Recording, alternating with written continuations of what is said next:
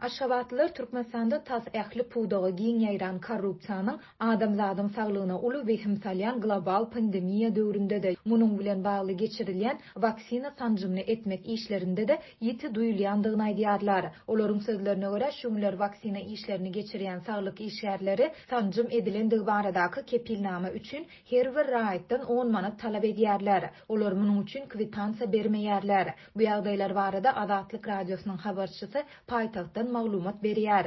Häzirki wagt ýurtda COVID-19 bilen keselleýänler we ondan ölýänler ozal görülip eşidilmedik derejede ýokarlanan mahala paýtagtda ilata virusa garşy vaksina sanjymyny etmek işleri güýçlü depkinde alınıp barylýar. Munyň bilen bagly raýatlar öz ýaşaýan ýerine degişli saglyk öýünde ýa-da hastahanada döwlet tarapyndan mult üpçün edilýän vaksina sanjymyny alýarlar. Ýöne habarçymyz bilen söhbetdeş bolan paýtagtlaryň ençemesi saglyk emeldarlarynyň şol sanda lukmanlaryň we şepaat uýalarynyň bu işlerden hem öz bähwidine peýdalanýandygyny aýdýarlar.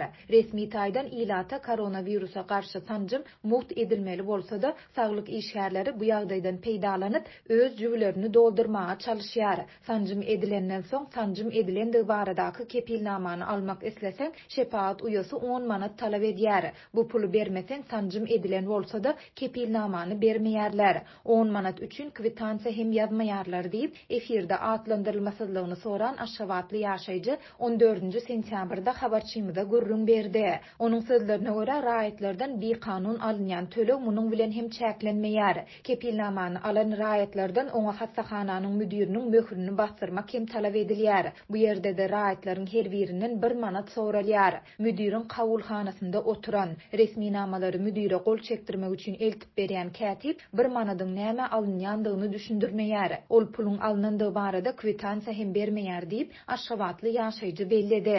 Adatlyň baýdylanlar barada ýurduň saglygy goraýyş we derman senaty ministrliginden, şeýle-de Aşgabat şäheriniň saglyk müdirliginden maglumat ýa kommentari almak synanşyklary netije bermedi. Habarçymyzyň maglumatyna görä häzirki wagt ýurtda COVID-19 garşy vaksina sanjymynyň edilendigi barada kepilnamasy bolmadyk raýatlar köpçülik ýerlerine, şol sanda işleýän ýerlerine, uçurlara goý berilmeýär. Şu sebäpli raýatlar vaksina sanjymyny almaga synanşýar. Galbertede şu ýylyň 7-nji iýulynda Türkmenistan COVID-19 garşy vaksinany 18 ýaşdan uly ähli raýatlar üçin hökmany diýip elan etdi. Şeýlelik bilen dünýäde öz ilatyny COVID-19 sanjymyny urdurmaga mejbur edýän az sanly ýurtlaryň birine öwrüldi. Türkmenistanda COVID-19-yň ýeke ýagdaýynyň hem resmi taýdan hasaba alynmandygyny öňe sürýän Türkmen hökümetiniň bu karary ýurtda virusa ýoluýanlaryň we ondan helak bolýanlaryň gaýtadan köpelip başlanma halyna gawat gelipdi. Ýurtda vaksinasiýa rus sanjymy bilen başlandy, emma tiz wagtdan ilatyň aglaba bölegine Xitay vaksinalary edilýändigi ma'lum boldy.